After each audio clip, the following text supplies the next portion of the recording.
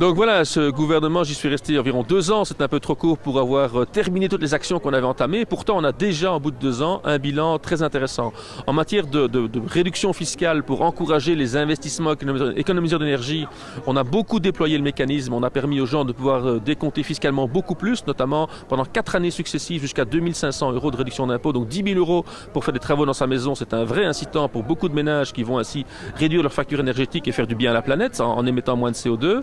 On a inventé le prêt vert pour ceux qui ne disposaient pas des moyens financiers pour faire ces travaux, isolation de la maison, double vitrage, etc.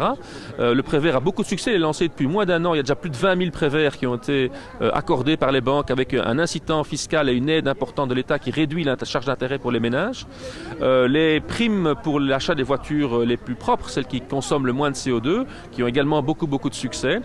On a en matière de lutte contre la fraude des succès appréciables également. Il faut quand même savoir qu'il y a plus de 100 000 contrôles fiscaux par an qui ramènent dans les caisses de l'État près de 4 milliards. C'est quand même pas rien et ça fait du bien évidemment au budget et aux recettes fiscales de l'État. Beaucoup d'autres mesures contre les paradis fiscaux, de contrôle des secteurs des grandes entreprises qui a besoin de contrôles particuliers, des mesures qui mettent en œuvre les recommandations de la commission parlementaire. Et nous étions sur le point de déposer 2 projets de loi très importants pour améliorer l'échange d'informations, la circulation d'informations pour lutter contre la fraude au sein des départements des finances et permettre les enquêtes en banque pour lutter contre ceux pour lesquels on a des indices de fraude très concrets.